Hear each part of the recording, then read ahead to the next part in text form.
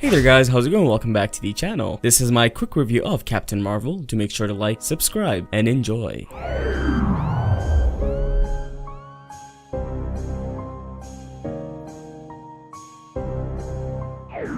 Alright, so we're gonna start off with the performances in the movie, and this really is where most Marvel movies and comic book movies tend to fall apart, is that they have good performances, but nothing special. Well, this movie has great performances. It's indicative of Black Panther. We had Michael B. Jordan giving a stellar performance with Chadwick Boseman, and on the side we had Forest Whitaker, who gave a great performance too. And in this movie, we have the main star herself, Brie Larson. She gives a great performance. Samuel L. Jackson, he is really the person that brings all the humor in this movie. He got the greatest timing with humor ever. Ben Mendelsohn, who he's a great actor. He's probably the best actor on the list of actors in this movie, and I'll tell you what, this is the best villain he's played. The writing and everything, I'll talk about that later, but this is probably his best work as a villain or an antagonist. We're gonna move on to the action in the film. Now this really is the most juicy part of the movie, because come on, we all go see these movies because of the action. Yeah, character development, characters, superheroes, sure, but the action is really what draws a majority of the audience in. And how is the action in this movie? Well, it's pretty good. I'm not gonna call it great. It's not on the level of a Winter Soldier or a Civil War. It's not on the level of, say, perhaps an Avenger. It's not. It's pretty good, and that's not anything to scoff at. It's got good action. The action in this movie is on the level of a Doctor Strange and Ant-Man. Kind of got the same action as an Iron Man. The big part about it is that what makes the action special in this movie is the fact that it's matched to the character's powers. So we're seeing the character use their powers in creative ways that really have nothing to do with choreography or, you know, any stunts that are great. The way they use Captain Marvel's powers in this movie is terrific. That's all I'm gonna say. Alright, so my personal favorite thing about this movie actually has nothing to do with the action. It's got everything to do, though, with the character development. And this is kind of on the level of Doctor Strange, you know, Iron Man, Captain America Civil War, where what they do is they give this character a goal, and then they just drop the character to their lowest state of mind ever, right? So this character is broken, they don't know who they are, what they're doing, and the movie is kind of them figuring out who they are, what makes them who they are, what makes Captain Marvel Captain Marvel, what makes her Carol Danvers. Same with Tony Stark, what makes him Tony Stark. It's that level of a character figuring out who they are, and this has got some of the best of it. I'm not gonna say it's the best. It's probably right below Civil War, which I think Civil War has the best character development in the MCU. I think this is just below that, and that's fine. It's got great character development, and that's just the best thing about this movie. Alright, as much as I love this movie, there are still negatives to it that I have to address. There really is one negative that's gonna be hit or miss for most people, but I think people will acknowledge that this is a problem for the most part, and this really does make or break a film, and that is the first 30 minutes. That it was tough to get through. The first half hour of this movie was boring, and I know they were trying to start their character development, which, by the way, I don't think the character development started in the first half hour. I think it started later on, and yeah, it was tough to get through. So the first half hour of the movie is boring. There's not much going on. It's really just introducing the character. And